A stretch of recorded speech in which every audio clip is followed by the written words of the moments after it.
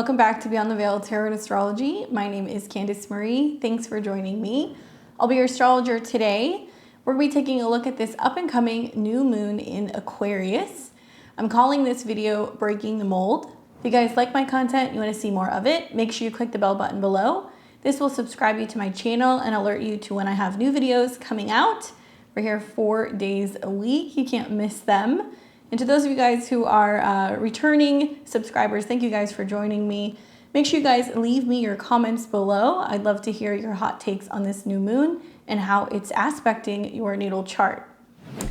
Well guys, this is an exciting one. As I was doing the setup for this video, I was like having flashbacks to 2021. If you guys remember when Saturn was going through Aquarius and the squares that we saw to Uranus and Taurus. Certainly those aspects, right, that took place in 2021 and 2022 were buck wild. Well, this is an awesome new moon for manifesting change. I really feel like it can be a big one, very powerful.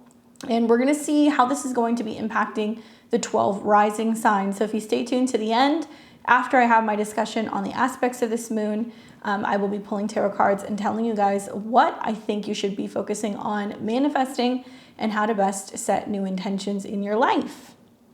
So on February 9th, 2024, we're going to have this new moon in Aquarius. It'll be at 20 degrees. So if you have any personal planets or an angle, so you have sun, moon, rising, or personal planets in Aquarius, anywhere from 19 to 21 degrees, you really want to pay attention because it's going to be personal for you. But I'll tell you guys, because this new moon is going to be squaring Uranus, I think everybody is going to be feeling it, especially the fixed signs. So Taurus, Leo, Scorpio, you as well, watch for the changes that manifest from the intention set with this new moon. We know that new moons happen once a month and it gives us the opportunity to plant new seeds. And this one is going to be at 20 degrees. So if you follow degree astrology, 20 degrees correlates with Scorpio. This is about the ending of one thing, the beginning of another. So how appropriate for a new moon. I feel like it's definitely vibing that way. We've also got a stellium of planets that are going to be moving through Aquarius in the month of February. So you guys will notice this buildup of energy in the house of Aquarius in your chart. So many of you guys who watch my content, you like this because I can teach you exactly how to make sense of the horoscopes, how to make it work for you, but also you kind of learn astrology along the way. So now would be a really great time to pull out your natal chart and get familiar with Aquarius. Many of us are at this point because we have been bracing for Pluto's ingress into the sign of Aquarius. So it's really important to know what's going on, what that house means, really listen to when I do the 12 signs, because it gives you an opportunity to kind of set new intentions in regards to the theme of that particular house. We will also see reactivations of this particular new moon because Mercury, Mars, and Venus will cross these degrees between now and March. So you'll have many opportunities to get the show on the road with these new intentions that you're setting. And personally, when I think of Aquarius or the 11th house, I think of wishes, what we're hoping to achieve, what our dreams are, how we can come together collectively to be able to manifest a new reality and raise our vibrations. Now, to take you guys through this, I wanted to start by talking about the Sabian symbol. As many of you guys may know, when we work with the Sabian symbols, we round up a degree. So we're going to be reading the Sabian symbol for 21 degrees of Aquarius because it's 20 degrees and 40 minutes. All right, so for 21 degrees of Aquarius, I have here a woman disappointed and disillusioned. The keyword is clearance. The theme is a long, winding road. The symbol speaks to the consequences of relying totally on things outside of the self and believing that physical and material possessions are the ultimate source of happiness. The image of a woman disappointed and disillusioned is one of the negative or reverse symbols. It symbolizes grief, emotional distress, loss, and discouragement. The implication here is when individuals are anchored within themselves rather than the outer world in which they live, they learn that frustration and limitations are merely challenges for developing potential and the means for a genuine fulfillment through the never-ending process of self-discovery. At its highest, this symbol represents resilience, determination to succeed, or the ability to bounce back after disappointment and defeat and try again. Watch for pessimism or a tendency to give up too easily. The accent here is on regret. You may realize too late that you relied on the wrong thing to get you what you wanted. Your opportunity is the greatest advantage lies in applying to what you learn through experience to achieving new goals. Pick yourself up and keep moving forward. Guard against giving up, relying on, guard against giving up on everything when things go wrong in an area of your life. Never lose hope. Small failures are stepping stones to success. Keywords would be distress, disappointment, frustration, defeat, disillusionment, grief, loss, sadness, despondency, discontent, dejection, letdown, regret, anguish, and misplaced values. Emphasis on the misplaced values. Now, some of you guys might listen to that and kind of go like, ooh, that doesn't sound so great. But I think in the true kind of Scorpio essence of 20 degrees, it really kind of tells us where one door closes, another one opens. Where one thing ends, something new begins.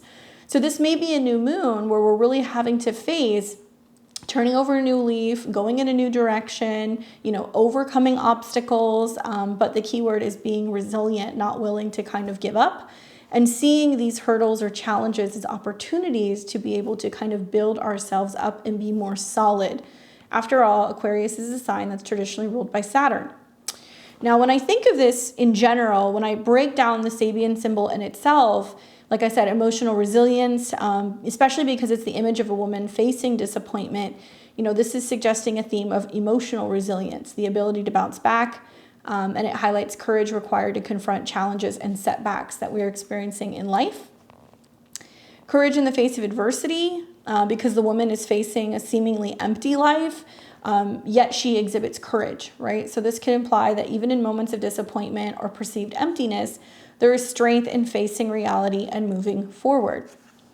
Realism and acceptance is another theme for me, because it speaks to, facing life with realism and acceptance of what's going on in the moment, acknowledging both the positive and challenging aspects, and encouraging a courageous confrontation with one's circumstances.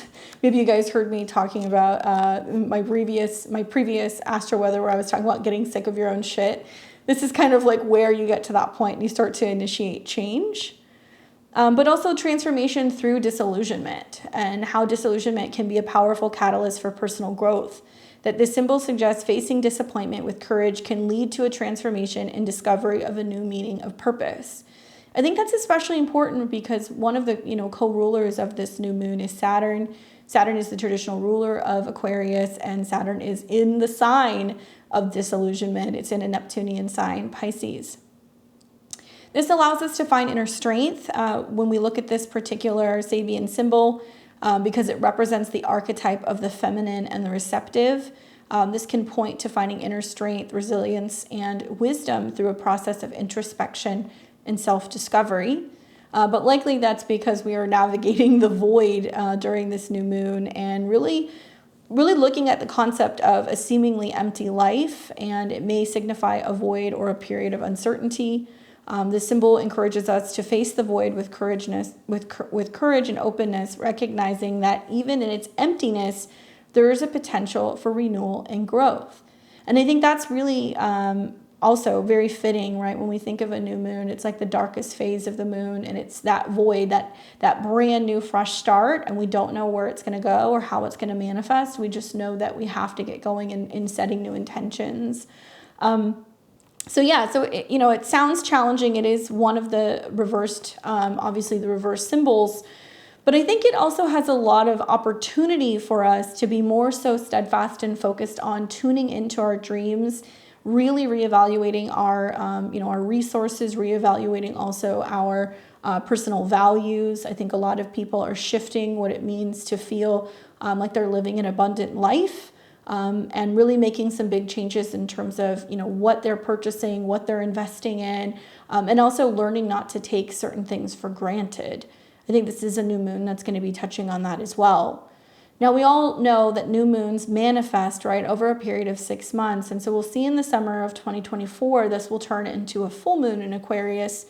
But I can't help but notice the square that's taking place to Uranus, which is really implying in the superior position, right? So this is, 10 signs away from Taurus.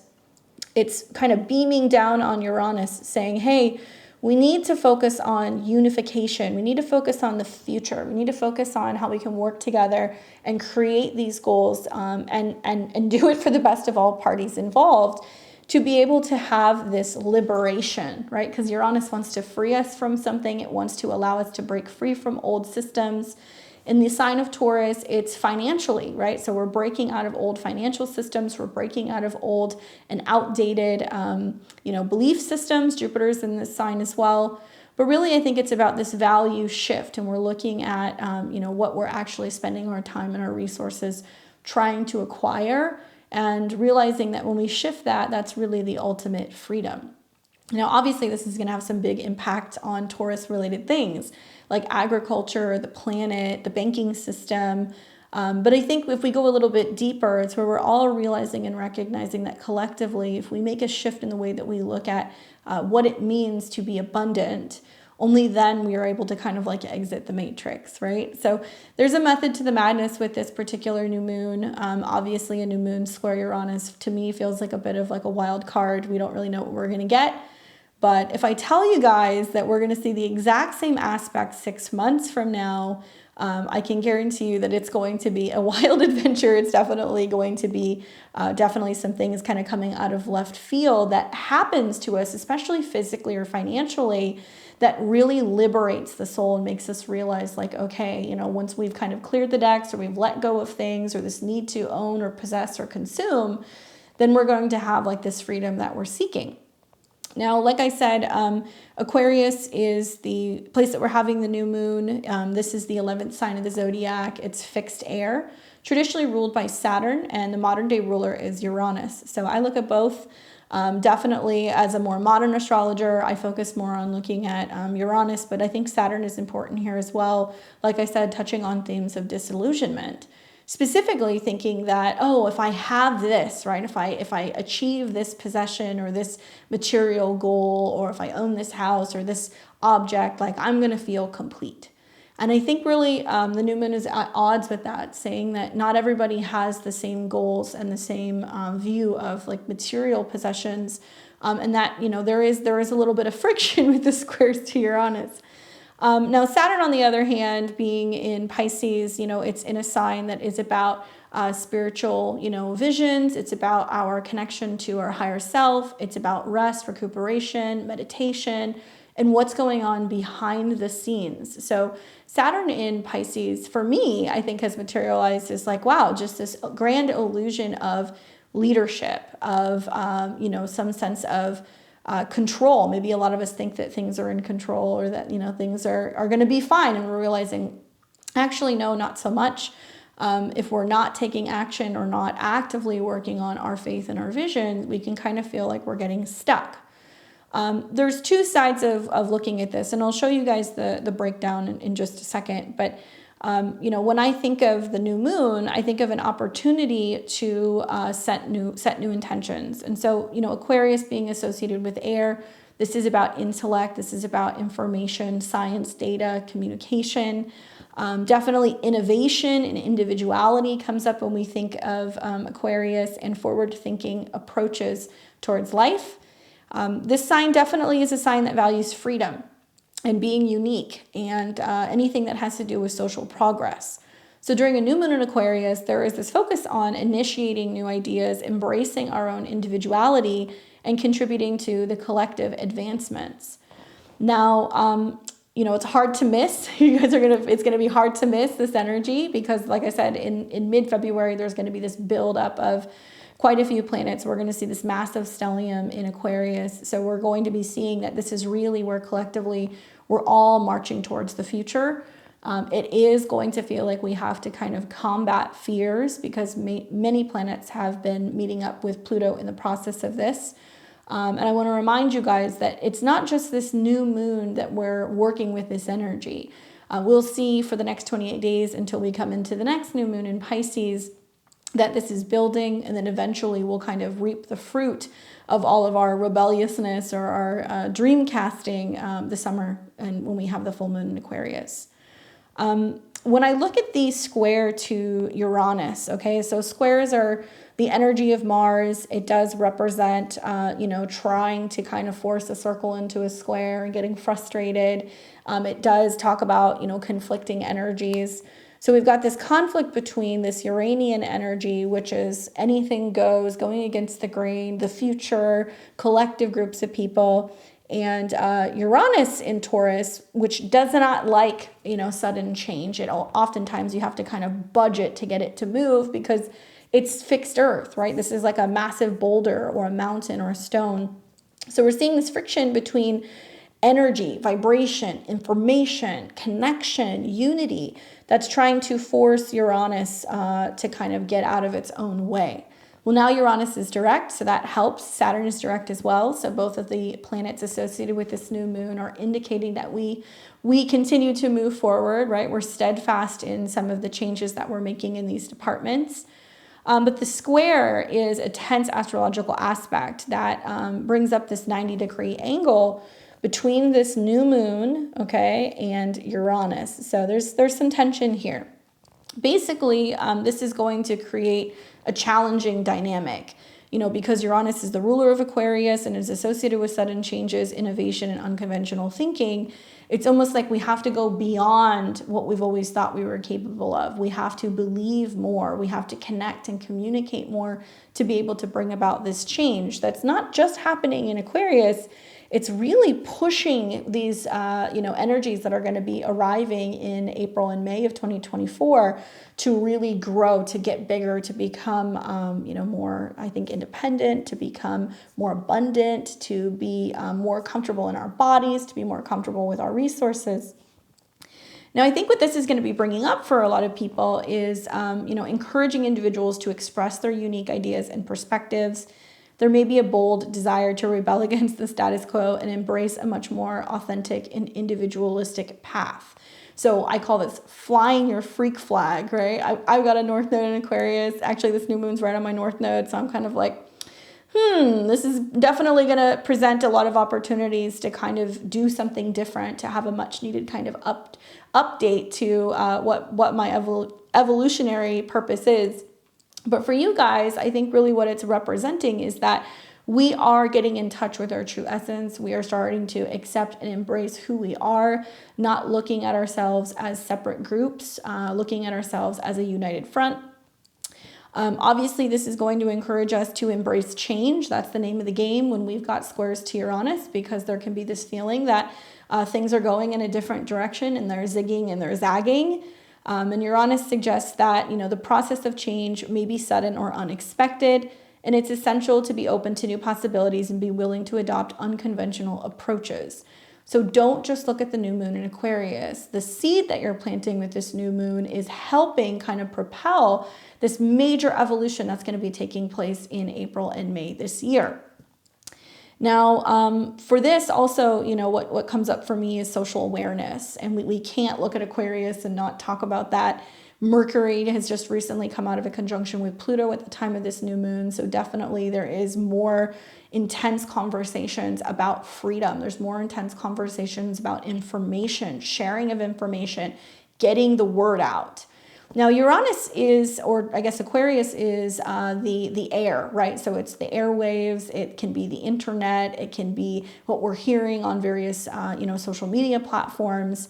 And certainly I think that with this new moon, it's kind of hard to hold back some of the information that's going to be coming out. Likely because we're going to see squares between Aquarius and Taurus, there is this need, if we can't physically come together, to be sharing information on the internet and over the airwaves. So it can be radio, TV, all that stuff.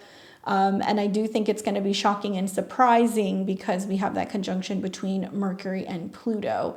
And for me, that's really like the rebel yell of like, hey, does anybody see what's going on? Like, check out this news article, and like news may travel very quickly because we're also going to see Mercury, which is going to be in a square with Jupiter. So it's going to magnify things and make it feel bigger. Anyway, on social awareness, Aquarius is a sign that's very social. So this new moon can inspire a heightened awareness of social issues. There may be collective push for progress, inclusivity, and a desire to contribute to positive changes on a broader scale. I think the key for me is to really focus on releasing resistance, because I think that that's what we feel when we have fixed squares. We do feel like both sides are kind of like in a tug of war, and nobody wants to kind of give up or give in. But the truth is that all of these planets that are beaming down on Uranus are basically saying, like, you can't stop this train. You know, the awakening is kind of happening for all of us collectively, and it's helping free us of this, like I call it the matrix. But, you know, Uranus and Taurus has been more or less, you know, a lot of tension and stress with energy systems, with financial systems, also with agriculture. We're seeing this a lot with some of the you know, stands that farmers are taking all over the world. But I think it's going to be more than that. I think it's going to be where individuals, because that moon represents the collective, are all banding together and basically saying we need to kind of challenge the old ways. We need to be more up to date with, you know, how we can all have financial freedom, how we can all have the resources that we need. Realize that, you know, life is important. Taurus is about life, and it's seen as also something that's more conservative. So there's going to be this clash, I think, that's kind of happening between the new ways, forward movement with technology, forward movement also with panels and groups and people talking about environmentalism. And then you're going to have people who are going to be more conservative and traditional, people who are also saying, you know what, no, but one of the biggest stands I can take is maintaining a relationship with the earth, with the planet, you know, connecting and kind of grounding my energy. And it feels very new ways versus old ways, right? Now, Taurus is also a sign that's ruled by Venus. So it's interesting because we are going to be seeing Venus come into Aquarius pretty soon and conjunct Pluto, and Mars and Venus will move side by side mid-month. But this can also say that there's a clash in regards to our values within relationships, within friendships. Certainly Aquarius is a sign that also deals with like politics. And so we're going to hear a lot more about, you know, strife within relationships with friends and other people because of political differences. But I think the beauty of this moon is it's basically saying we need to put our differences aside. That by putting our differences aside and really focusing on the bigger challenges or the bigger issues like housing, feeding people, you know, maintaining unity, being able to kind of work with our neighbors and create these almost like parallel economies. So that way we are really learning to vote with our dollars and getting money out of businesses and systems and programs and out of the hands of, you know, people in politics who are abusing it. We can actually start to see a really significant and a very positive shift. So the key here is, I think, releasing resistance. You know, this is an aspect that brings tension, but in my opinion, it also serves as the catalyst for growth, embracing change and releasing resistance to the unknown, and it can lead to breakthroughs and personal liberation. Now, for the aspects of this particular new moon, you know, when the sun and the moon come together, that is that seeding moment. So that'll be happening on February 9th, 2024. In the late afternoon, early evening, depending on where you are in the world, you might have to adjust your time zone accordingly. I do recommend waiting probably either until the moon is making a better aspect. You know, this new moon, if you're setting intentions, unless your intentions are to be like, I am radically changing something, wait until the moon makes a better aspect. You can wait until the moon actually comes into Pisces within, you know, a day or two of this new moon. And when it conjuncts Saturn and it sextiles Jupiter, after you've gone through that liberation or that awakening or whatever kind of odd thing that happens with this lunation, you'll have a little bit more support for manifesting. If you're wanting to kind of cut and clear things, then you want to be working with the 8th, because you're going to see the moon go through Aquarius, hit Mars, hit Pluto, hit Mercury, and then come into the new moon. So this is a new moon where you're like, I'm completely starting fresh, out with the old, in with the new. Start that on the 8th. If you're wanting to focus more on what you're growing, sitting with this new moon and waiting for like that energy shift to hit, I recommend doing it on the 10th, right? Now, like I said, the rulerships outside of Uranus and the square, so this is a technically a closing square. We'll see in the spring, planets are going to come into conjunction with Jupiter and Uranus, and it's going to be a bit of a wild ride. And I think that's when a lot of the stuff that we're manifesting is going to hit. But we also look at Saturn. And so the pro is, even though we have a new moon square Uranus, which is tense, We have Saturn, the traditional ruler, direct. It's at a 7, which means we're receiving support from outside sources or unknown sources. We may become aware of hidden blocks. And Saturn is in a sextile right now to Jupiter. So it's saying if we dream it, if we believe it, if we meditate on it, if we focus on that goal for creating those vision boards and really taking the time to sit and reflect on what we want, anything is possible. So if you dream it, it will come, is kind of the sextile between Saturn and Jupiter right now. Outside of those aspects, one thing I do like about this is that we do see a new moon that is going to trine the South Node. So for me, this is liberating from past habits and relationships. It's freeing us of codependency. It's freeing us of alliances that no longer align with our values or our higher self. It is allowing us to untangle the webs of where we have felt too reliant on romantic relationships and we have been less focused on our connection to community, our connection to friends. We're learning that relationship doesn't just have to be romantic. It can be platonic. It can also be about collective groups that we're starting or kind of joining. A wonderful way to set the new moon intentions on an Aquarius new moon is literally, being around other people, right? And I think that that's a very significant shift as well. I know that this new moon is also the marker for the Chinese New Year. Don't know anything about it, so I can't give you guys information on that, but I do know that the Chinese New Year this year is the dragon year, and so it's going to be very significant. It's supposed to be good fortune, and I do feel like a new moon that is square Uranus with one of the astrological New Years can be an indication that this is a year of change. Now, we know that the numerology for 2024 is an 8, and it is a year of karma, so kind of reaping what we've sowed, what we've put out there, it's coming back to us, and then some, good or bad, right? Karma is neutral. But something that keeps coming up for me, and I was thinking about this a lot in the beginning of the year, and it just keeps coming back over and over, is the word reciprocity. Okay, so what we're putting out and what we're giving, right? Are we getting what we're meant to be, getting? Are we meeting people halfway? Are we stepping up?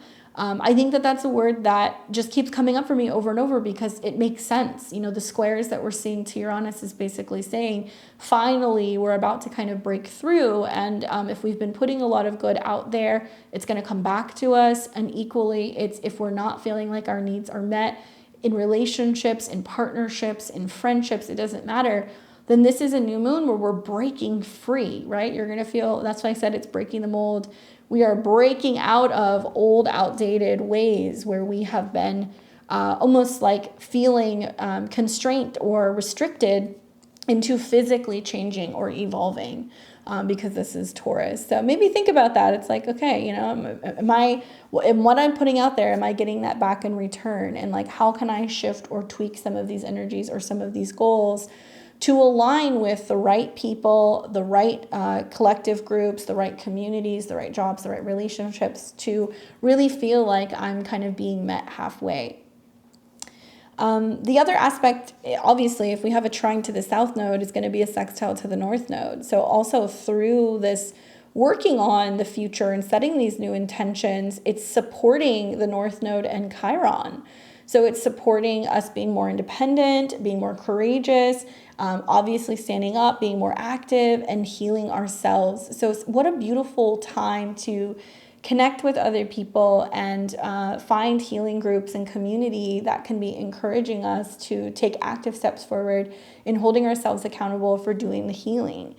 So like joining healing groups, Reiki groups, astrology groups, groups of people that can really be lending some positive energy to people who have been feeling like they're outsiders or have been feeling like they're lone rangers or that they've been rejected or they've been on like the outskirts of society or, people who might actually through this new moon, like find their tribe and the right people that they can connect to so that way that they can feel seen.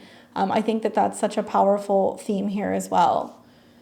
Now, Mars and Venus, on the other hand, they're still in Capricorn, so they're moving side by side. They recently have been in some trines to Uranus, so we have seen some rocks and rattles and rolls in relationships, jobs, and money the days leading up to this particular new moon. They're not making any significant aspects, but I will say that with Mars sextile Neptune, it's kind of vibey. It does make us feel like it is possible to work towards our goals, and we're using our intuition when it comes to making moves out in the world. And Venus also in a slight sextile to Neptune is really great for harmonizing and socializing with people. She's still slightly in a trine to Uranus as well. So she's basically saying, look, change is possible, and change can be a good thing, and it can help us really focus on, making some necessary shifts physically and financially and within relationships as well. Now, Chiron conjunct the North Node is a big one for me. I think that this conjunction is going to be taking place mid-month. The video that you guys are going to see on Thursday is on that, so don't worry, I've got you covered. But I will say that this is strongly featured in this particular new moon, and I think the sextile to Chiron in the North Node, I would not, kind of like just gloss over.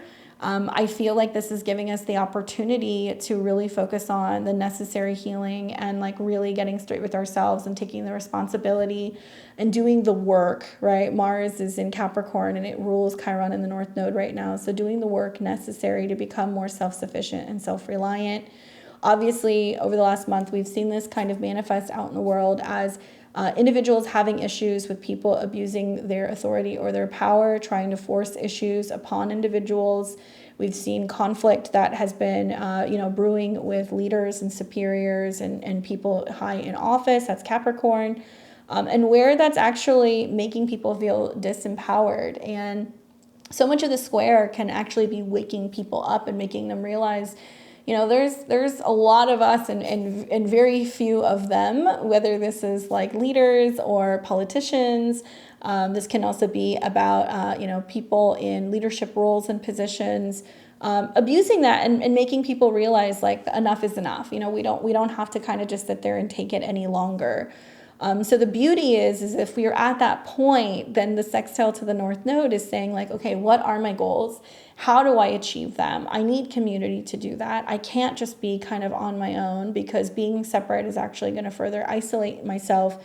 So I need to be putting myself in environments where I'm coming together with like-minded people. And I think a lot of people are going to be thinking about that very, very much so. Now, something else that comes up for me is something that I call reactivations. So we know that when we have a new moon, right, 6 months later it becomes a full moon. But I always take note when planets cross that particular degree, because I feel like it's going to be bringing up the themes of the new moon intentions. So one thing I'll tell you guys, kind of building off of that Mercury-Pluto conjunction, if you put your mind to something, it can be very powerful. Right? If you're really focused on your goals, it can be very powerful. And sometimes to be able to kind of better realize our goals, there is a need to really kind of come to terms with what has to end or what we are completing so we can focus on something new. So the positive is that you can put your mind to something and it gives you the opportunity to really powerfully manifest during this particular new moon. Mercury and Pluto are obviously in air signs, so speaking your intentions out loud, using chimes, possibly, writing down your intentions, using mantras.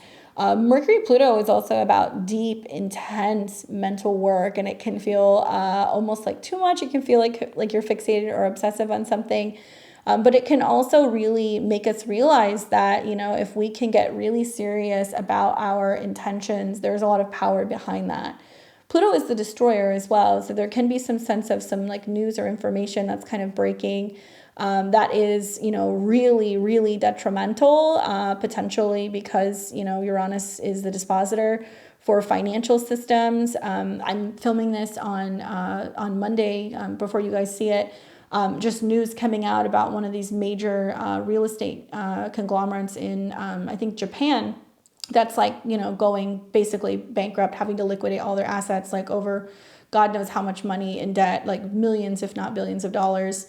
And, I'm questioning like, whoa, is this going to have a ripple effect? Like if we think about how the money is tied to various institutions and like, people all over the world, my concern is like, oh, is this going to create a domino effect that's going to hit Europe and then hit the United States? Obviously, I'm not a financial advisor, but I think about the Mercury-Pluto conjunction and the squares to Jupiter and Uranus and the effect that has on banking institutions. And if some of this information starts becoming more like, like known over the next couple of days. Anyway. So on to the reactivation. So we're going to see that there will be several times where this particular degree, 20 degrees, will come up again. So you might want to make note of these dates because you're going to be kind of like coming back around to the intentions that you set from the new moon, and you're going to put them into action. So the first date for me is going to be February 17th. This will be when Mercury hits 21 degrees. And Mercury is about writing, communication, contracts, in the mind. Okay, so it looks like it's going to be, the 17th, 18th. So either one of those days, watch for, coming back to the intentions that you set, what you wrote down, really making sure that you're reinforcing those intentions, you're speaking them out loud. Just recently, I think I told you guys, like I got my house feng shuied, and I was talking to, the woman who did it, and she was explaining to me like the importance of writing down your intentions and putting it in that red envelope and like putting it by your bedside and just the impact of it. And I started thinking, I was like, how interesting that especially this year, the correlation between, Mercury and Pluto and Mars and Venus and Pluto, like such powerful manifestational energies. So like that definitely got my attention. Anyway, so Mercury will return to 21 degrees, and that's going to give you the opportunity to reevaluate what intentions that you've set from this new moon. Then we're going to see on the 4th of March. So yes, it's going to go into next month. On the 4th of March, we're going to see Venus hit 20 degrees. So this is where we're receiving maybe some of the goodness of some of the intentions that we've been setting. Maybe this is where we start to see some of the manifestations kind of coming to fruition. Granted, Venus and Mercury are both going to be squaring Uranus when they hit these degrees. So this is going to be about, here's the changes that's manifesting from this new moon.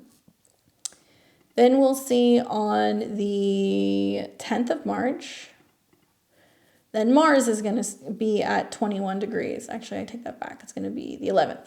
So on the 11th of March, we're going to see Mars at 21 degrees, okay? And this is when Mars is also coming out of a square with Uranus. So if you guys saw my my horoscopes that I did for this month, I talk about how all these planets are going into Aquarius and they all hit Pluto and realize they need to kind of transmute or die, right? There needs to be some major change. And then all of them come into, a square with Uranus, and that is, how that's impacting us financially, physically, our values, our resources, like how all of that stuff shifts. So watch for that. I think that we're going to see some similar themes, obviously, and likely we're going to have to keep coming back to this list of manifestations, reminding ourselves, what we've been working on. No surprise, this comes right after a new moon in Pisces. So this is really important because I said to you guys that new moons will roll for about 28 days. So we'll see within that new moon that there's sudden evolution in our values, our resources, what we're buying, what we're consuming, what we're collecting.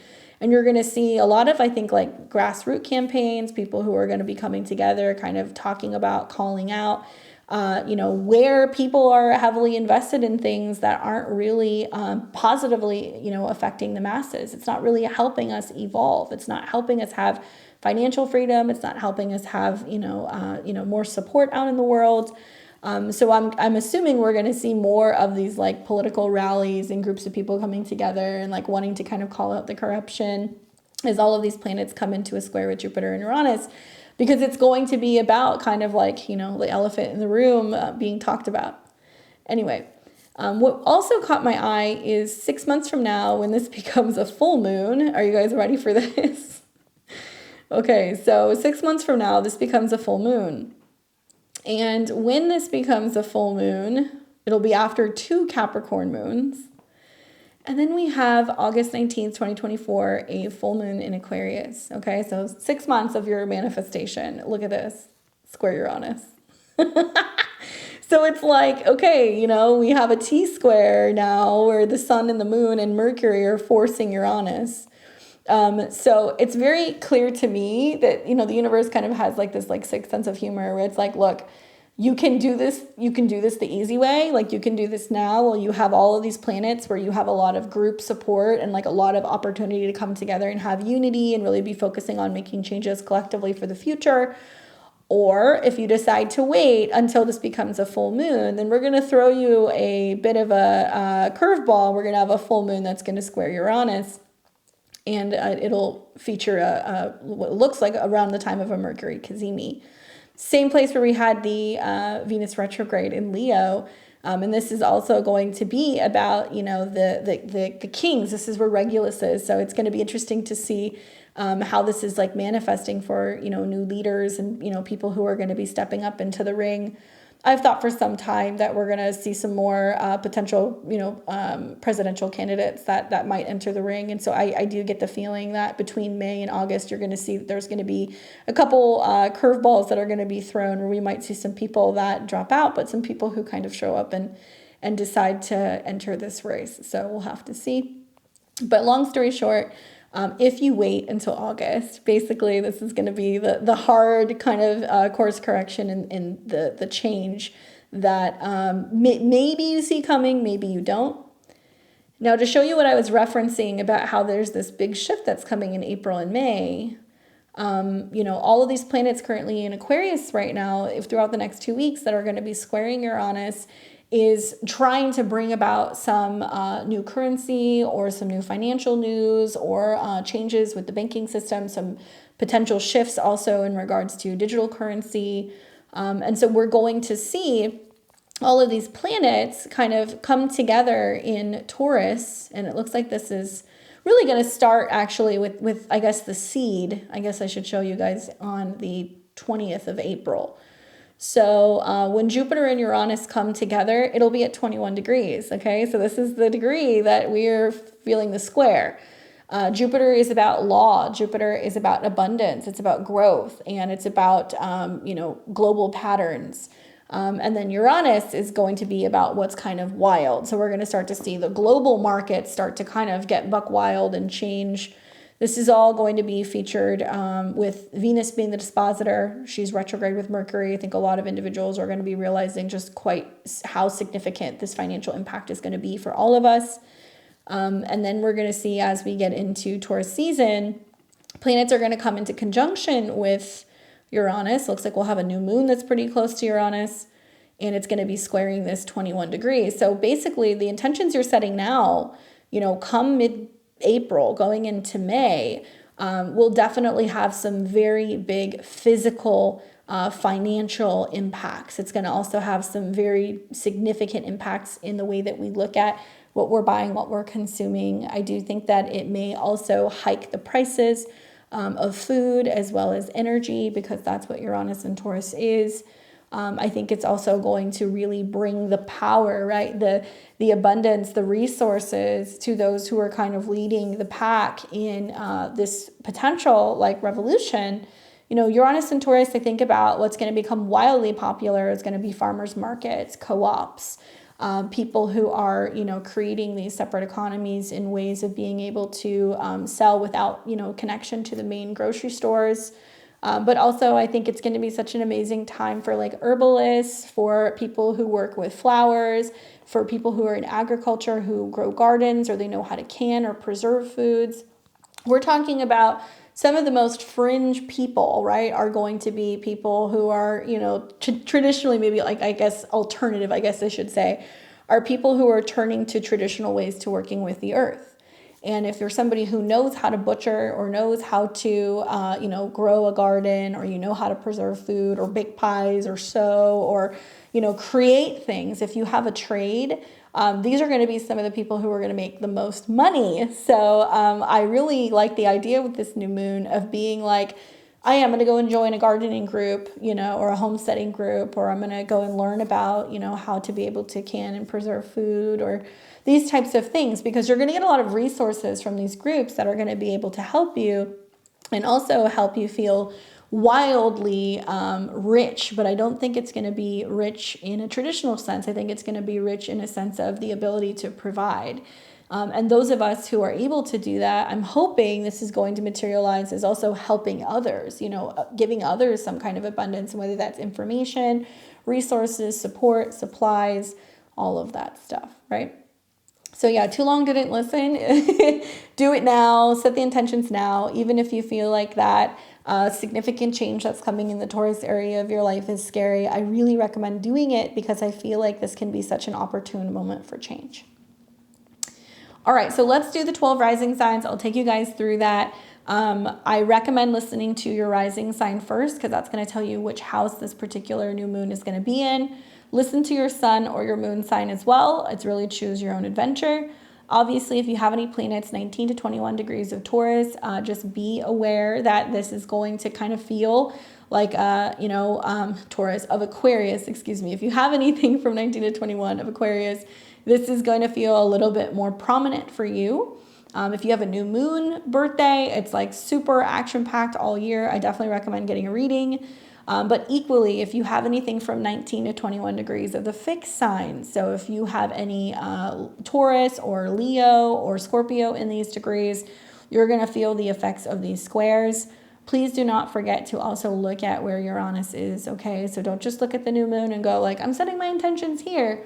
No, also look at Uranus because whatever intentions you're setting is helping that garden grow a couple months from now, all right? What else? That's pretty much it. Let's go ahead and make this a whole sign chart. I use the whole sign method for my videos, but if you're somebody who is a Placidus user, then my advice is look for that 19 to 21 degrees. That's where you're going to be seeing. You might have to listen to more than one sign. All right. We're going to start with Aries and Aries rising. What's up, Aries? All right, so probably a lot of what I was saying, you were like shaking your head and you were like, yes. Oh, wrong new moon, duh. Here we go. New moon. You were like, we already saw this. All right. For you, Aries, probably a lot of what I was saying you resonate with in terms of especially like making new friends, connecting with people, focusing on your goals, all of that stuff. And that definitely applies here because it's in your 11th house and it's squaring Uranus in your 2nd house. So it's through some kind of shift in your goals maybe or connection with groups or other people, you're able to really focus on growing your resources. But a new moon in the 11th house is going to put an emphasis on friendships, social networks, group activities, and it's a time for initiating changes in your social circles and collaborating on innovative projects. Now, I think about pretty soon, like Mars is going to come here, so I think that you're setting the intentions and then it's going to happen. So look for group collaborative opportunities, look for new friends and connections and people who you can kind of collaborate with, work with, share with, learn from, that can really help you improve, making some dramatic changes and seeing some kind of like growth or freedom when it comes to your personal finances. And I love that it sextiles your ascendant or your north node too, because I feel like you're going to kind of find people who are going to make you feel seen. The card that I get is the Hierophant, which is fun because this is the Taurus card. For me, I feel like this is about maybe connecting with a group of people, but feeling like you meet a new teacher or a mentor. I know that that's traditionally connected to your 9th house and Jupiter. Maybe you're shifting away from like working with somebody one-on-one and you're working with a group of people, or you're teaching a group of people, or there's like a group that you're kind of coming together and you're learning something from. But the Hierophant is also about getting kind of more strongly rooted in your values and really be thinking about the life that you're building and what you're creating and what your dreams are. And likely like the dream team is coming together because of this particular new moon. Let me know what happens. Good luck. We've got Taurus and Taurus rising. You'll be doing this new moon in Aquarius in your natal 10th house. Taurus, look at this massive stellium in your 10th house. This is a big opportunity to plant new seeds for your career. So a new moon in the 10th house, you're going to focus on career, your public image, and your life path. This is a period for initiating changes in your career or redefining your personal goals. But I could see a lot of Tauruses kicking and screaming throughout this process. Because this is all beaming down on Uranus in your 1st house where you're like, don't tell me what to do. Or you're feeling like in order for you to really maintain this sense of independence, authenticity, individuality, you're kind of saying like, you know, I have to get a new job, or I have to work with a new group, or I'm getting into a new career. On the other hand, I want to tell you that Mars and Venus are going to be moving here pretty soon. So you're going to like be maybe building a professional relationship, or maybe you're taking on a new partnership or a new status. And there's a lot of support that comes from that. I just feel like you're kind of feeling like you want to break off and do your own thing. And while you're wanting to do that, something really good is kind of building. So I would really recommend being patient. Don't jump the gun, you know, give yourself some time to see some of this stuff unfold, because I think that it can be a really wonderful time for making some of your professional, goals actually happen and manifest, right?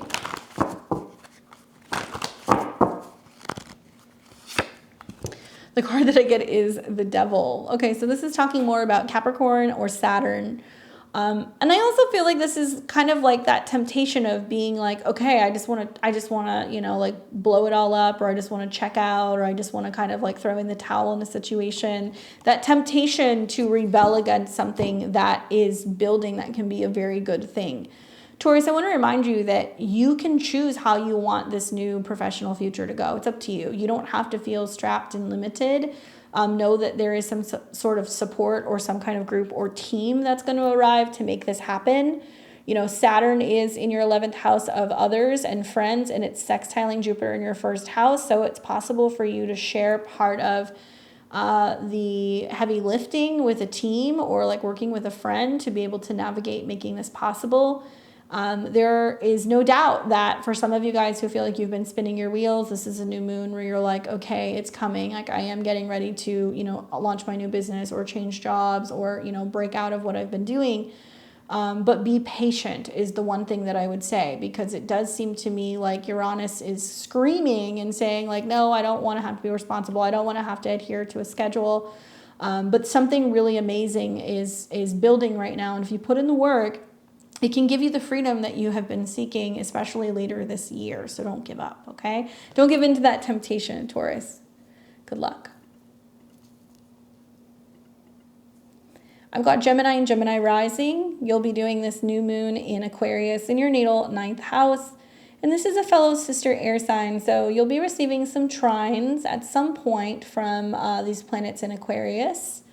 And I like it for you because I feel like the 9th house is a house where the bigger picture of your life unfolds. So there's going to be an emphasis on higher education, travel, philosophy. This is a good time for initiating new educational pursuits or planning adventures and playtime. This is also, I think, a lot about faith in your belief system. You know, Pluto recently moved into your 9th house, and I have heard from some Gemini risings that it's resulting in like a crisis of faith or a change in terms of their belief system. I know that you're going to continue to keep moving through that over the next couple of weeks as planets go through the 9th house. Really, for me, it's the square to Uranus that tells me that it's shifting the way that you see the world. It's teaching you to become more reliant on your spiritual practice, your intuition, your visions, your dreams, or meditation. Mercury is close by Pluto during the time of this new moon, and I feel like it's about a shift in something you believe in because of something you've read or somewhere you've gone or an experience that you've had with another place. And so powerful teachers can arrive here. You can start new, like I said, educational programs. You can be planning trips. You can be, you know, going to other places in the world. And I think it's really helping kind of quench that Uranus in the 12th house where you either want to learn more or you want to travel more. But watch for some shift in terms of your belief system, because I think that that's what's going to be arriving. And I think it's also going to lead some of you guys down the path of like higher education or continuing education at some point later this year.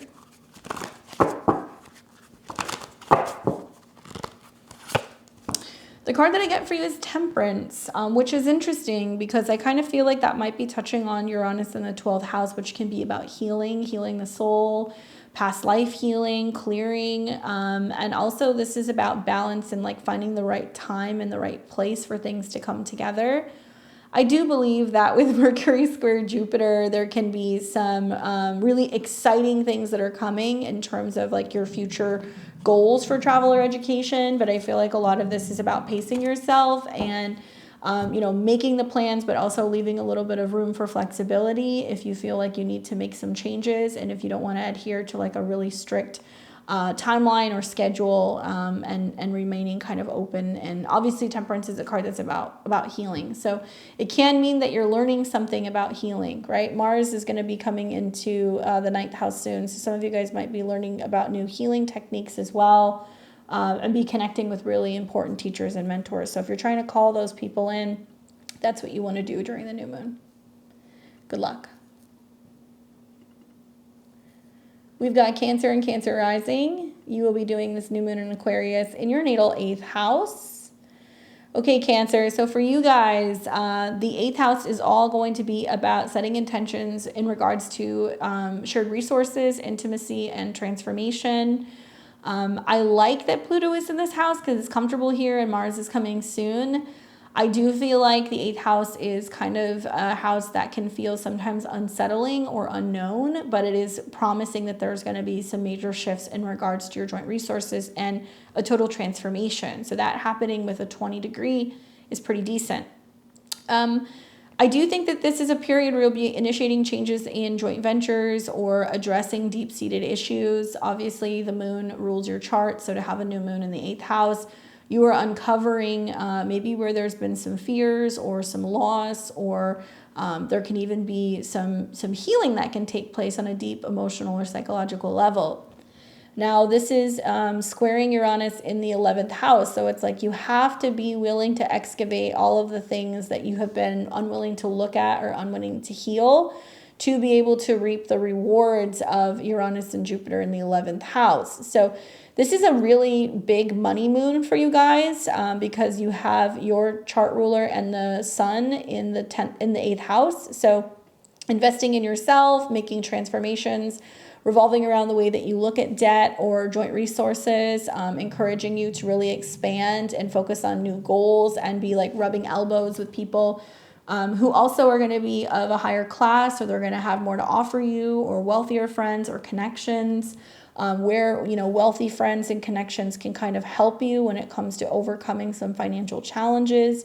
And also just like looking at some of these situations, square in the face. And if you have to pay down debt, or if you have to, cut out an old way of spending or behaving, you're willing to do that. And it looks like you have the support of a group of friends to kind of assist you and make you feel like they're there for you as you go through this process.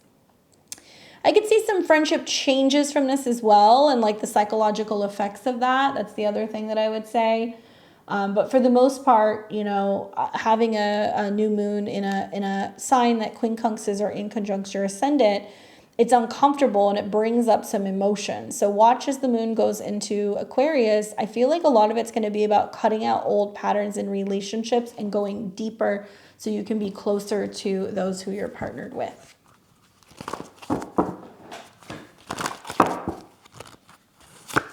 Oh, that's a face card. Okay, so I have the Knight of Cups. So for me, this can be you, Cancer, because this can be about a water sign. So it can be a Cancer, a Scorpio, or a Pisces. But I do feel like this can be about you, or an opportunity for a really deep, passionate, romantic encounter or connection to another water sign. This is a card that deals with inspiration and romance and connection and passion and pleasure. This is also sometimes an invitation for a new relationship or to go deeper with another person. Sometimes the Knights, they bring a message. So there can be some message about joint resources that are coming that can have you in your feels or make you realize that, your goals revolving around resources are changing. But I feel like this is more about intimacy and emotional security with someone else, and somebody coming in to kind of help you explore these waters of the 8th house and learn how to communicate and work through some of your fears with connection. Good luck. We have Leo and Leo rising. You're doing this new moon in Aquarius in your 7th house of relationships. Please tell me what is going on in your life. This is wild. To me, it feels very all or nothing with Pluto now in your 7th house. So we know that you're ruled by the sun. So having the sun and moon come into conjunction in the 7th, we're planting new seeds in regards to relationships. So there's an emphasis on partners and others. It's a time for initiating changes in relationships or forming new partnerships with innovative individuals. So 7th house can be people like your marketplace. So if you have clients, it can be about romantic partners. Aquarius can be friends. 7th house can also be about your therapist or even your astrologer. So I could see some of you guys being like, I need to talk to my astrologer. I don't even know where to begin with this. I mean, the bottom line is you're probably on one of two ends of the spectrum. You're either very much in a relationship and that relationship is experiencing like a restart, or you're single and you are, really looking to, connect with somebody in a very powerful and a very meaningful way. I would especially pay attention to when this new moon gets reactivated, those dates that I gave you, because like when Venus or Mars shows up in those degrees, it can bring somebody in. If you're really wanting to go to the next level with your relationship status and you're like, I want to move in, I want to get married, I want to have that defining decision and something, is going to be emerging that's going to be really shocking and exciting and surprising in the spring, this is the new moon that you will do that with. I do feel like you have to be aware, though, that the 7th house is kind of like the first house for other people. So you're going to see other people go through a whole range of motions because the new moon's there, Mercury and Pluto is there, so they're communicating differently. Mars and Venus is going to show up. They can be very passionate and very, intense and romantic. It's just a lot of like other people going through some changes, and it's going to be about how they are really growing up, showing up, changing, and leveling up, so you can go through this conjunction in the spring and come together as one. So it can be about a business partnership, but I think it can also be about romantic relationships finally going to the next level. And if they don't, then it can feel like do or die time and that something's going bust.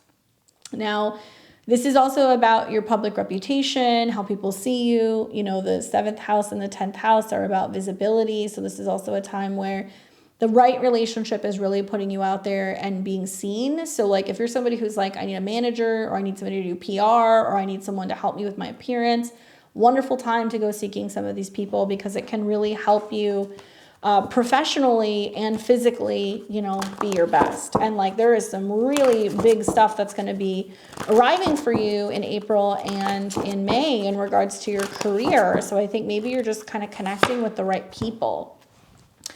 The card that I get is the 7 of Swords. So this is a card that can be dealing with questioning who you can trust, what you can trust. Right? And so I think that being at a 20 is like looking at certain relationships being like, does this have the wherewithal to be able to go through this trying time or this kind of, growing pain to be able to come out on top? Do you trust yourself, right? The sun is about you. So do you trust that, you're really going to be able to give this person your all? Or do you trust that you're ready to kind of get back into dating? Do you trust, some of the partnerships that you're making? 7 of Swords is a card that can be talking about disloyalty and dishonesty and deceit. And so one thing I will say is with these planets square Uranus, it's the people who are coming into your life right now who are saying, yeah, I've got your back, or I'm your friend, or I'm going to support you. Are they actually really going to do that, right? So this may be obviously a little bit more challenging for the fixed signs. So I think about how you have to let other people go through this wide range of emotions right now and like pay attention to people's actions. Watch what they do, not necessarily what they say. Let's see if they actually really genuinely like show up, because when Jupiter and Uranus come into conjunction, it can mean that that's like, okay, did they sign on and become my partner? Did they, actually say, let's get married? Are we launching the business? You're going to see in May how this is actually going to evolve, but hold people accountable for the things that they tell you that they're going to do, right? So that way you know that you can trust them, because trust is going to be a huge theme. Good luck, Leo. I got Virgo and Virgo rising. You'll be doing this new moon in Aquarius in your natal 6th house.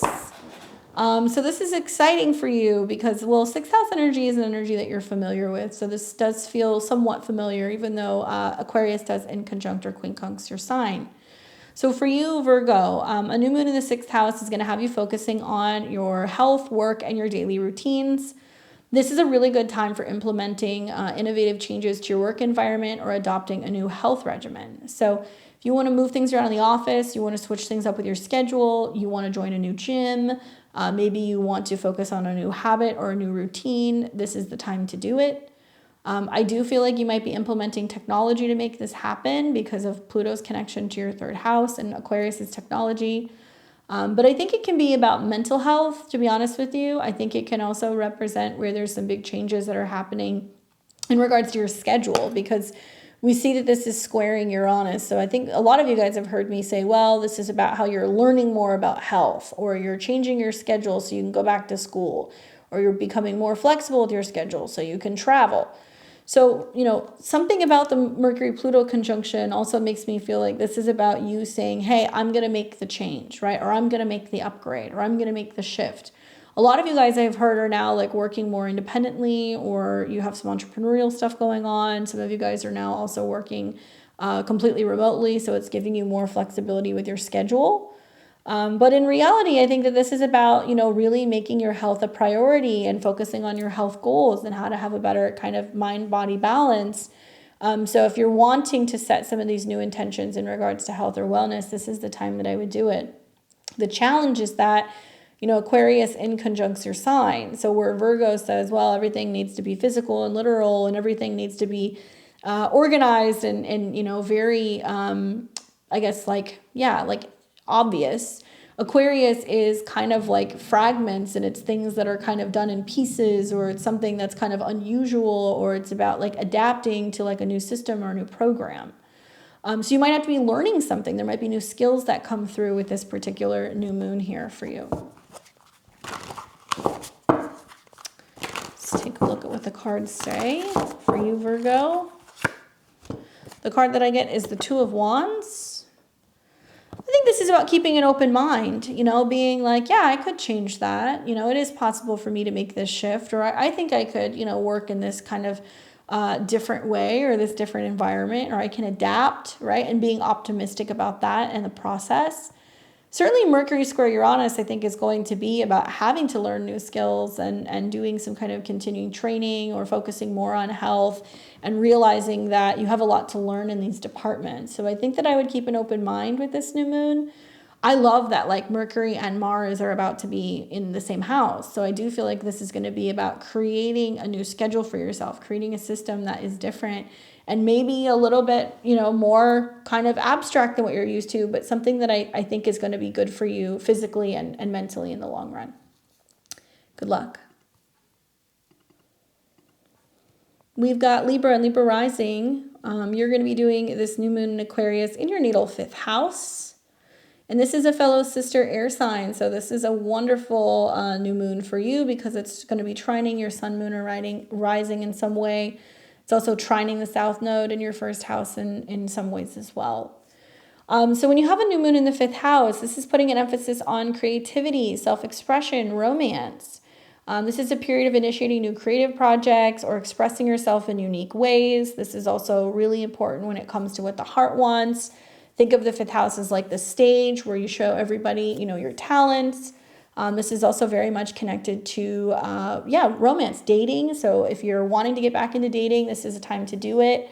Aquarius might mean that you're meeting a group of people or there's a pool of people. This is a good time to start new hobbies as well. If there's anything like that you want to do, the 5th house is about taking chances. So if you're wanting to start a new side project or an entrepreneurial project, taking chances, gambling, things like that comes up with the 5th house.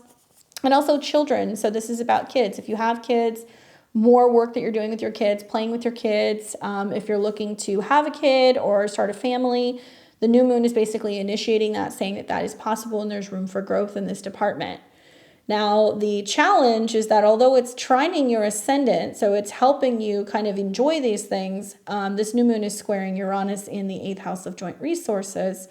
But this is also psychological stuff. This is also fear. Sometimes this can be about resistance to change.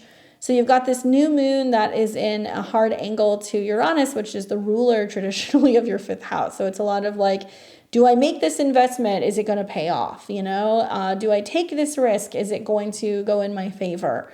Do I launch this business? Is it going to be successful? And the truth is that nothing is guaranteed in life, especially when you're looking at Uranus squares. Going through this square myself, the last couple of years with like Saturn went through there. It was on my north node, and I've experienced planets go through here 2 years ago. I think that some of the best risks that I took materialized as some of the things I loved doing the most. And it was projects and things that were really kind of different than what I had been doing. It allowed me to have fun and like create a podcast where I can like drink and talk about politics and astrology on the internet. And it was something that I really loved doing. And for me, it was just like, hey, I just want to do this. I don't care if it's successful. And it ended up going for 2 years. So really for me, I would make the recommendation, focus more on the things that you love. Do more of those things, take chances, create a little bit more time for play. If you're somebody who's into gambling, I'm not going to tell you to do that, but I will tell you that the squares to Jupiter as well as Uranus might indicate that there can be an opportunity to win something. Remember that this is going to take, several months to turn into a full moon here. And you're still going to see squares to Uranus. So you're still being encouraged to get outside of your creative comfort zone. Pluto's in your 5th house, and it's encouraging you to do that as well. Some of the big risks that you take in creating something can bring you major rewards, and also it can really open things up in terms of more vulnerability and better kind of intimacy and connection with other people. Really good for single Libras and those of you guys who are partnered. This is sextiling your 7th house, so focusing more on fun and playtime can enhance current relationships. Venus is your ruler, and it's hanging out in the 4th house during this new moon. So it does make me feel like fun is being had closer to home, or this is talking more about how children impact the home. And Saturn is the co-ruler, so it might be saying that you're having fun in an organized way, in a timely way. You're having to make time for fun, right? Let's see what the cards say for you, Libra. This is definitely a fun place to have a new moon, though. The card that I get is the King of Cups. So for single Libras, watch out. Cancers, Pisces, Scorpios might arrive. This can also be talking about an opening of the heart, being more emotional, being more vulnerable, falling in love, romantic connections, leveling up in relationships. But also it can be with yourself. The 5th house is self-love. So this can be about really focusing on that. And when you get to a point where like your cup is running over, then you start to see how that has a positive impact on the relationship that you have with other people. So I feel like this is really good for romance and relationships for you, Libra. Get out there and mingle if you're single, and really, really take dating seriously over the next couple of weeks with Mars and Venus going through your 5th house of true love. Good luck.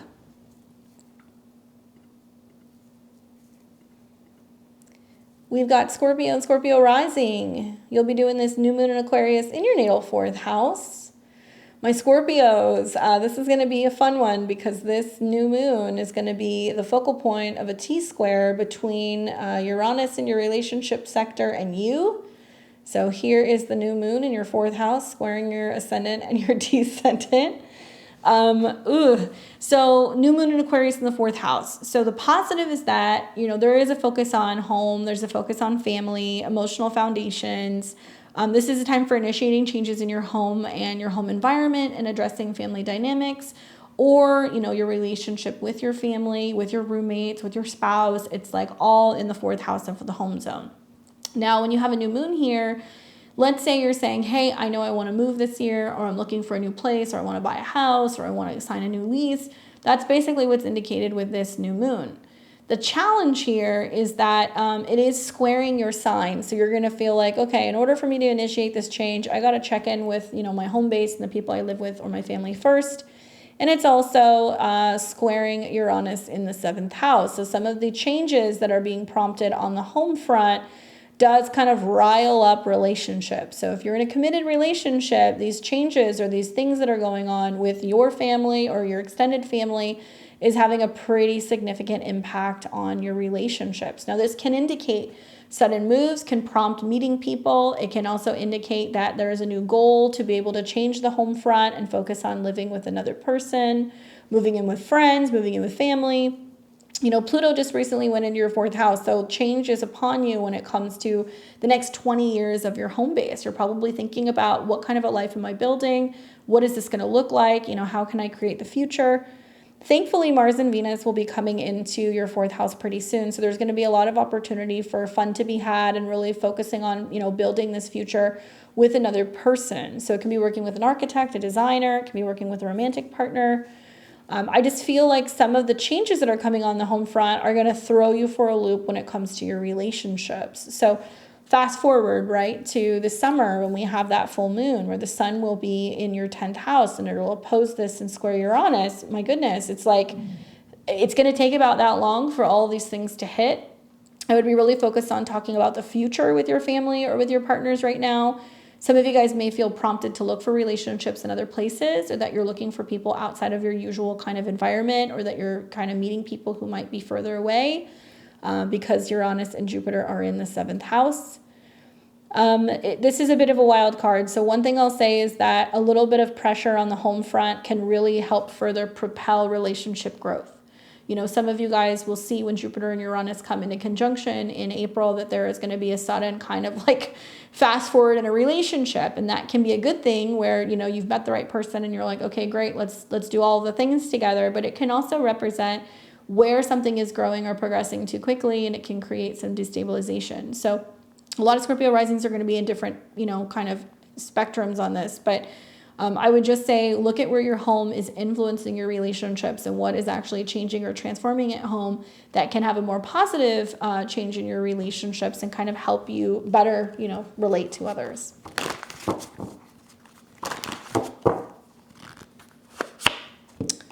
The card that I got for you is the King of Wands, which is interesting. So this can be about a Leo, Sag, or an Aries.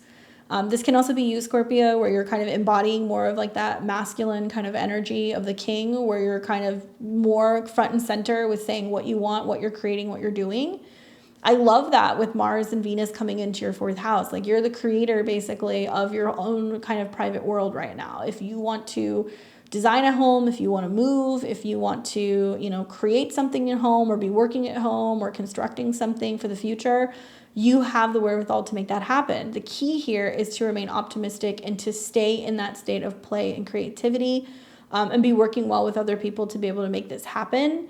Sometimes Uranus squares can bring you a bit of a curveball, but it can also bring you something that changes or some shift happens in your home environment, which prompts some kind of like crisis, right? Pluto in your 4th, which pushes you to actively work and create with other people or collaborate with other partnerships. So be excited about some of the changes that are coming.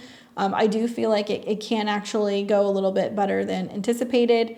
And on the flip side, Saturn being that co-ruler in the 5th house, it can talk about changes that are happening for you creatively or in your heart space or with romantic relationships, further propelling relationship growth. Okay? Good luck.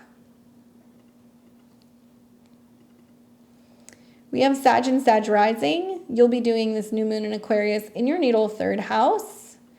And so for you guys, this is going to be all about an emphasis on communication, learning, and short trips.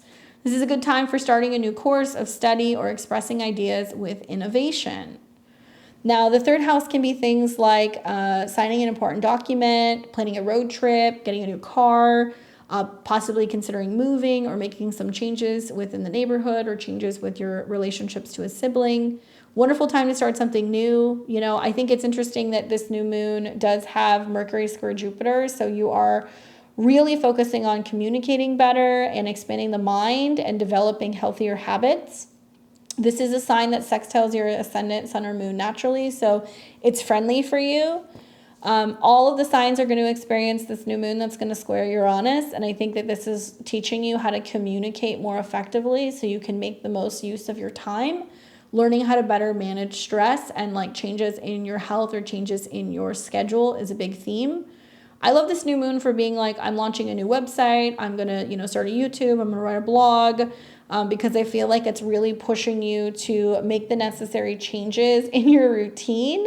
If this is something that's a goal of yours, if you want to make this thing happen. Now, there can also be this sense of feeling like overstimulated because it's just, there's so many moving parts between the 3rd house of communication and the 6th house of routine.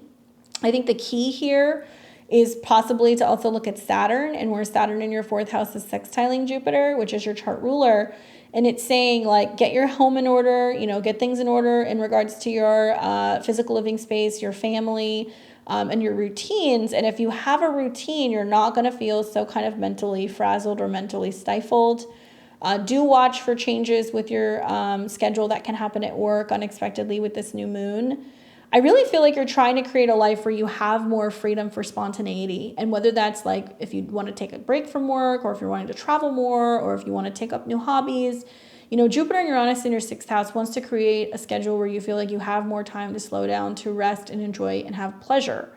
So what it's going to take is learning new ways of being able to do that, creating new systems, automating things, maybe, bringing in some new technology or some other things that can really help you get your work done more efficiently, so you feel like you have more time for play, right? So let's see what the cards say for you.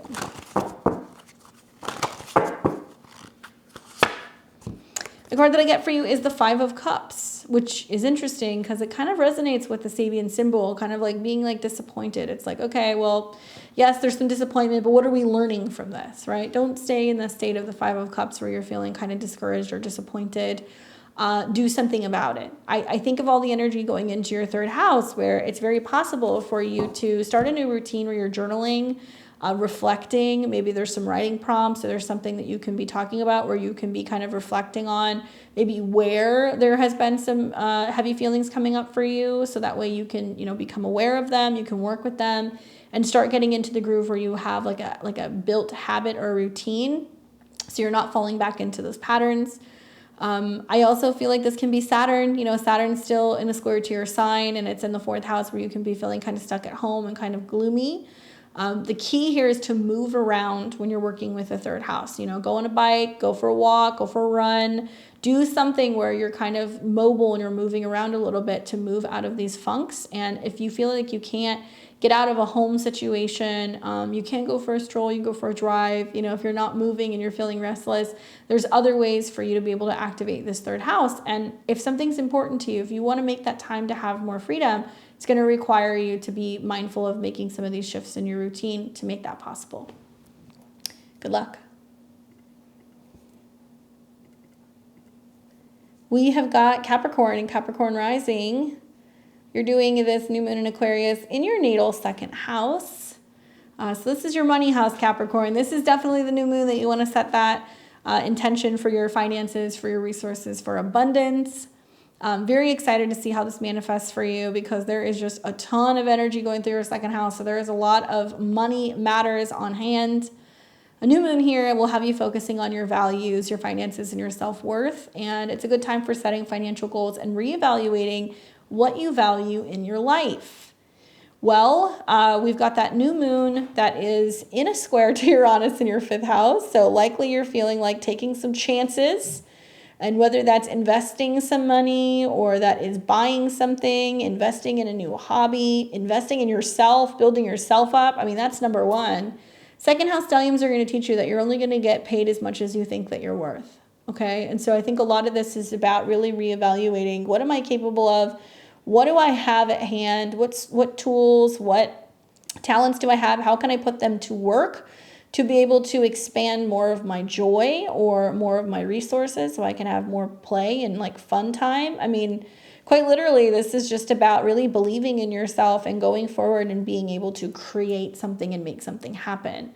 We're going to see some like wild, positive financial things for you guys over the spring. We're also going to see major opportunities for romance, major opportunities for hobbies turning into full-time positions.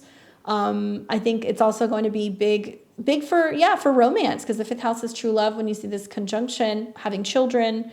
So there's a lot of having to invest in yourself right now. And I think about, even though there's squares to Uranus, we see that Saturn, the traditional ruler, is sextiling Jupiter. So you need to be talking kindly to yourself. You need to be focusing on loving yourself and loving yourself some more, building up these resources and reminding yourself that you are worthy, that you are capable, that you have enough, that you are provided for.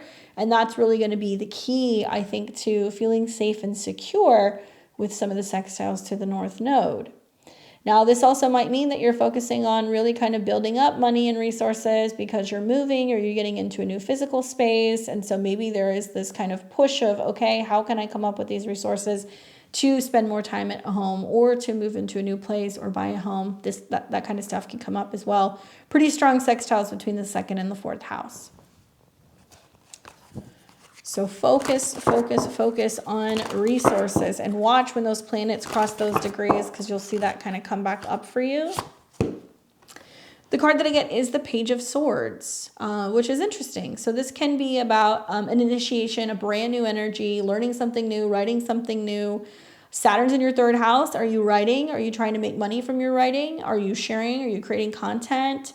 Are you thinking about writing a book? Are you learning something new? And, maybe that's a way for you to be able to kind of take up new skills and have, a new hobby that can be money making. Certainly a lot of Capricorn risings I've been seeing have been focusing on, trying to get monetized, or maybe they have been focusing on, trying to sell courses or other things with Saturn in their 3rd house.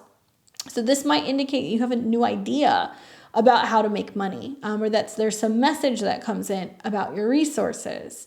I think that this is good. You may get some help from an air sign, so an Aquarius, Gemini, or Libra may pop in to kind of help you with this. They can be a younger person, but I think that this is the beginning process of you planting the seeds for new things that you're getting ready to launch that might be information driven, and also watch for financial contracts and agreements as well. Good luck. We have Aquarius and Aquarius rising, new moon, new you. How are you guys doing? How's your body doing? How are you feeling? We'll do a vibe check.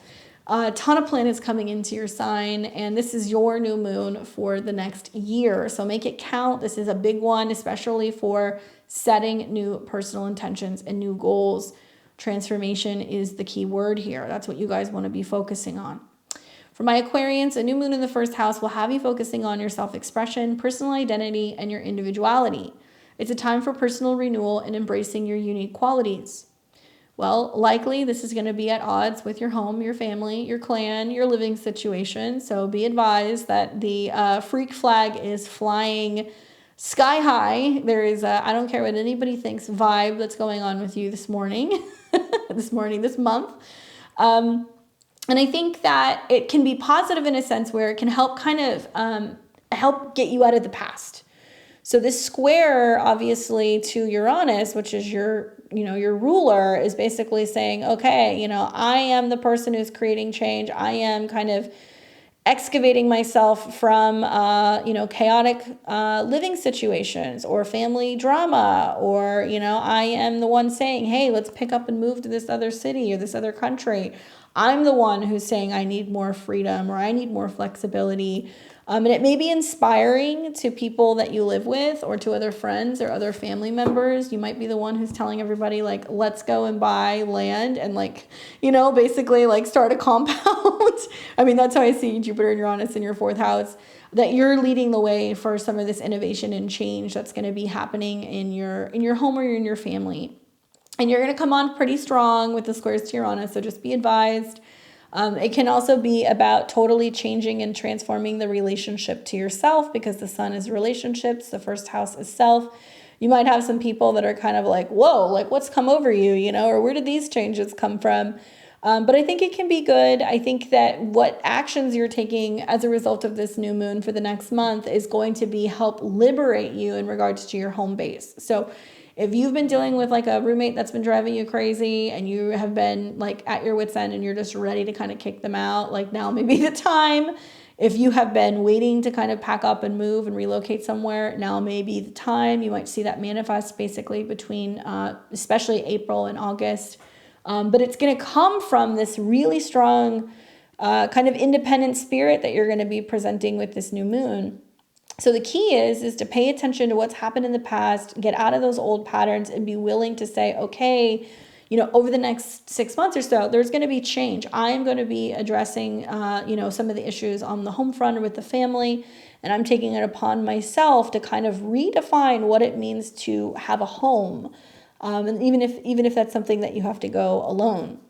Now, Saturn is also your co-ruler. It co-rules this new moon, and Saturn is also sextiling Jupiter, saying, hey, through a little bit of hard work, dedication, sacrifice, saving some funds, some resources, being cautious with how you're spending, it is possible. You can definitely make this dream a reality when it comes to this new life that you're going to be building somewhere, or this new place that you're going to be living, or this new kind of design that you're going to be kind of creating in your home space.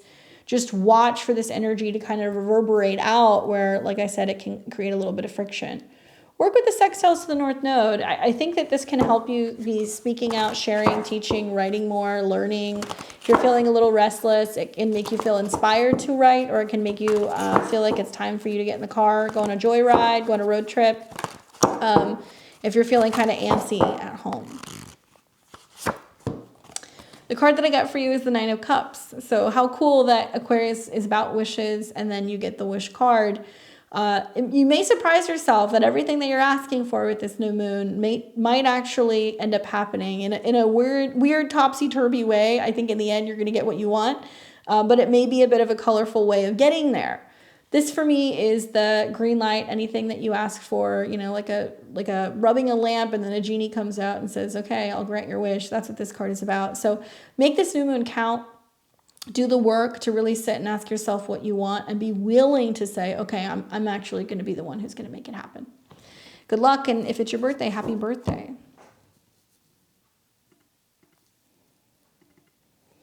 We've got Pisces and Pisces rising. You'll be doing this new moon in Aquarius. I promise you it's in Aquarius. You just can't see it. Hold on. Pisces, you'll be doing this new moon in Aquarius in your natal 12th house. This is going to be obviously in a very private area for you, because the 12th house is subconscious. It's hidden. It's while we're sleeping. It's when we're in meditation. It's behind the scenes. So this is a new moon where you're focusing more on spirituality, solitude, and tapping into your higher self in hidden realms. It's a good time for initiating inner changes, exploring spiritual practices, and engaging in solitary pursuits. I know that's something you know a lot about, but you're familiar with the 12th house energy, being that you're the sign Pisces. This is also the part of the year where everything's kind of clearing out, because you're coming into what's eventually going to be, if you're a Pisces sun, your birthday, and even if you're a Pisces rising, you know, all these planets going through the 12th house is kind of like this collective clearing. And as we get into, you know, February, March, and April, you're going to see that everything is going to kind of be brand new. So you need to kind of get quiet. You need your alone time when you experience this particular new moon. It is squaring Uranus, so that does indicate that there is a bit of like wanting rest and recuperation, but you're feeling a little stifled by communication, your phone's ringing, you know, you're feeling like you have emails and things that you need to kind of shoot off. I think it is important, in my mind, to really take that time to rest and recuperate. Otherwise, you can feel like your mind is just on overdrive. On the other hand, you know, Uranus in the third house and these squares can indicate where dreams, reflection, meditation, powerful spiritual insight can give you the direction that you need. And it may be inspiring you to write. It may be inspiring you to also like learn new languages, or want to travel, or want to take up new courses. Like, this is like a dream. If you're like, hey, I just want to veg out and like do an astrology program, or I want to be reading on metaphysics, or I want to be learning, you know, or going to a retreat. Wonderful ways to use all of this energy. The other way of looking at this is that you do have Saturn as the co-ruler. It's in your first house. And, you know, Saturn in the first house means that you're focusing more on your alone time or your goals, and you're being better about your boundaries. So you don't have a problem telling people, give me my space. Saturn is also sextiling Jupiter, which is your traditional ruler. So through this kind of better boundaries, sticking up for yourself, focusing on your own goals and your own needs, you're able to communicate in a much more positive manner. You're able to feel much more in touch. You can move around better. You can travel better. It also allows you the time to really focus on learning and communication. So, you know, if you're feeling kind of like standoffish and kind of hermity and mentally stressed, like give yourself that time to take a step back and be like, okay, I just know I just need to be alone with my thoughts. And then I'm going to be feeling inspired, or then the words are going to come, or then I'm going to, you know, I'm going to learn something through this process. Definitely a little bit more challenging for sure, because you have so many planets in your 12th house. But you'll see as we get closer into March, as these planets cross your ascendant and they're rising, you're going to have a better, view of the world. You're going to feel more social. You're going to be willing to kind of get out there more. So you may feel this really until, closer to when Venus and Mars leave the 12th house. That's gonna be a little while. Great time to set new intentions in regards to your spiritual practice as well. I will say, like, the squares to Jupiter can prompt you wanting to learn tarot or learning astrology or like learning something about metaphysics or meditation. And it's a wonderful way to be able to utilize this. The 12th house can also represent like psychic healing or spiritual healing, especially with frequencies. So working with like binaural beats or frequencies when you're going to sleep at night or other things can really be helpful. So when you wake, you're feeling better rested and you feel like you've healed something. The card that I get for you is the Strength card, which is cool because I think this is about spiritual strengths. I think this is about emotional strengths. I think this is about the willingness to say, like, I can go and work through this alone, or I can, have faith that I'm going to come out the other side. And you're learning something about some of the things that are coming to an end or some of the completions that are taking place for you. I will tell you down the road when this becomes a full moon and you have the sun in your 6th house and the moon in your 12th square Uranus, that can be talking about where stress and not dealing with stress or communicating properly can be impacting your physical health or your daily routines. So if this were me, I would be taking the time actively now to say, I'm really establishing some core routines. I'm making sure I get my downtime. I'm making sure I'm resting. I'm really listening to my intuition. If I feel like I'm pushing it too far or I'm working too much or I'm isolating too much, it's kind of getting in touch with that now so you don't have to make the hard course corrections down the road. Okay? Good luck. And for all of you guys, I'm wishing you obviously a very happy new moon. I know that it's, like I said, going to be a bit of a wild card, but roll with the punches, be optimistic about this. Know that all of us are going through this collective kind of shift together. We're all shifting and tuning our frequencies to be able to kind of get on board with where the cosmos are taking us. Please, please, please do not forget to like, comment, share, and subscribe. I appreciate it so much. By doing so, interacting with this video really helps the channel grow. It gets this message out to other people who can really benefit from this. And if you guys like my content, consider booking a one-on-one reading with me. I'd be happy to talk to you about transits to your natal chart, election charts, solar return readings, synastry, and much more. I also teach tarot and astrology. So if you click the links below and you head over to my website, beyondtheveiltarot.com, you can see all of my courses. They're study at your own pace. I offer certification for level 1 and level 2 astrology. And it's really awesome with all these planets in Aquarius to go and be learning astrology. So I'm gonna plug that there. But let me know in your comments what you guys think about some of these shifts, what you're doing to kind of roll with the punches, and come back to this video and let me know how this manifests for you. I'm sure it's going to be interesting to look at this 6 months from now. We see all of the collective changes that we've all made. I'll catch you guys back here on Thursday. Until then, I hope you have a great week, and I'll see you very soon. Take care.